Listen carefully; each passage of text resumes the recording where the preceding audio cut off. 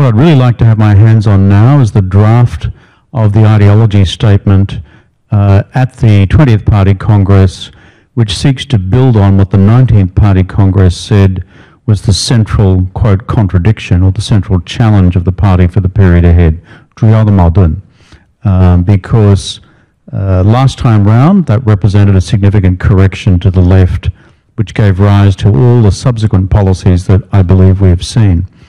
But the other one that I'm looking for, Susie, at the ideological level is, was the 20th Party Congress report going to contain a continuation of the phrase used since 2002, which is that China is in a period of strategic opportunity, 战略机遇期, or will it be removed?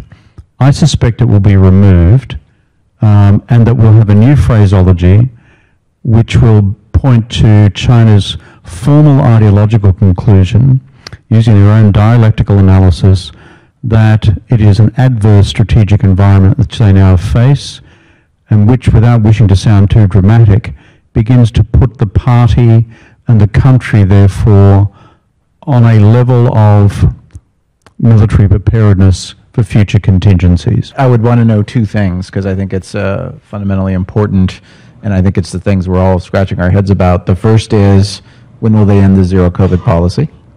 And the second is, how will they change their approach on wolf warriorism in their foreign policy? And I think it's important on a number of fronts. The first, of course, is, as I mentioned earlier, Xi Jinping isn't going anywhere, right? So we're sort of in this position now, and I think I have a slightly different view than Guo Guang. My view is that he consolidated power at the latest in 2017. I actually think he consolidated power before that.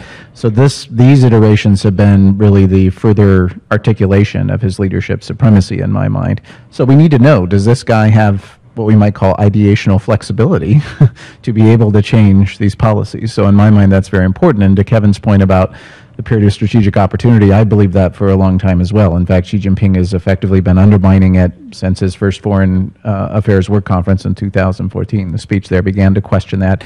He's built his entire power, and it's helped him justify the power grab that he's done by creating a sense of urgency and even danger in the international environment. All of his speeches are full of it. So that then would suggest to me that we won't know about this wolf warriorism. We're more likely to see consistency.